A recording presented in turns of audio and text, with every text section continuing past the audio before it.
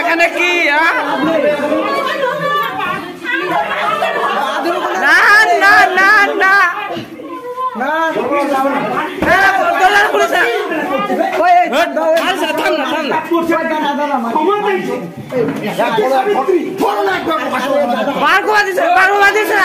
अरे दादा थांबा थांबा तोरा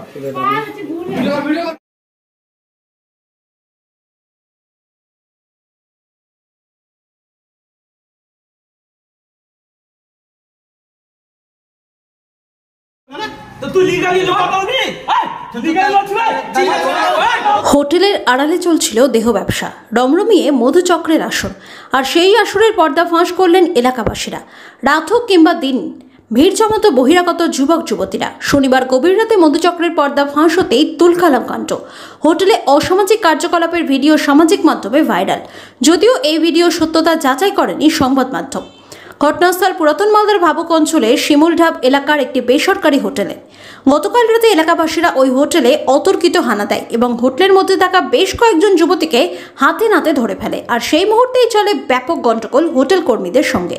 সেই মুহূর্তে সমস্ত ভিডিও সামাজিক মাধ্যমে ভাইরাল।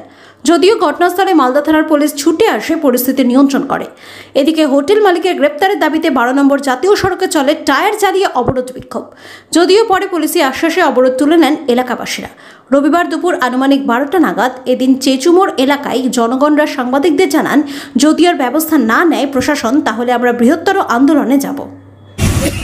এখানে ভাবুক অঞ্চলের পাশে শিমুলঢাব লাগোয়া এরিয়াতে নিউ গ্রিন পার্ক বলে একটা হোটেল আছে।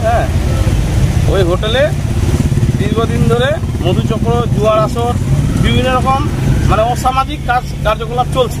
ঠিক আছে, আমরা এলাকার লোক এর আগে আমরা এসপি, ডিএম, আইসি, বিডিও সব জায়গায় কমপ্লেন করেছি, মাস পিছন করা আছে গ্রামবাসী মিলে। ঠিক আছে, যে এইসব দুর্নীতি চলবে না এখানে। কিন্তু আমরা প্রশাসনের কোনো ভূমিকা পাচ্ছি না, কোনো কিছু দেখতে পাচ্ছি না। ঠিক আছে, আবার রামধাম চলছে। ঠিক আছে, এলাকাবাসী আমরা কালকে আবার কোনো খবর পেয়ে গিয়ে দেখি ওপেন, সব কিছু একদম সত্যি সব অ্যাভেলেবেল ছিল।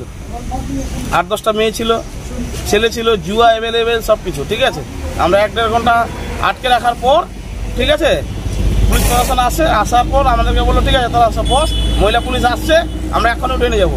ঠিক আছে, এই বলে আমাদেরকে সবাইকে কিন্তু সাইডে করালো, নামালো।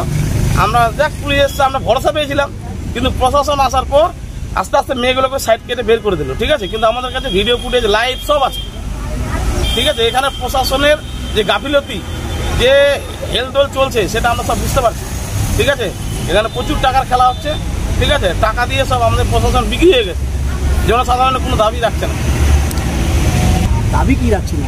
দাবি এই হোটেল সারা জীবনের জন্য সিল। ঠিক আছে, আর যে হোটেলের মালিক আছে তাকে গ্রেপ্তার করা হবে। ঠিক আছে, এখানে অনেক মানে কম বয়সের মেয়ে ছেলেকে নিয়ে বিভিন্ন রকম আমাদের আদিবাসী, রাজবংশী, বিভিন্ন রকম মানে সব রকম মেয়ে ছেলেকে নিয়ে এখানে বিভিন্ন রকম খারাপ কাজ হচ্ছে। ঠিক আছে, সেটা আমরা হাতে নাতে প্রমাণও কালকে দেখে দিয়েছি, সব কিছু করেছি। প্রশাসন তারপরে কোনো ভূমিকা নাই, এখন পর্যন্ত কিছু করছে না। আমরা আবার বৃহত্তম আন্দোলনে যাব, এটা আমরা বার্তা দিয়ে রাখছি।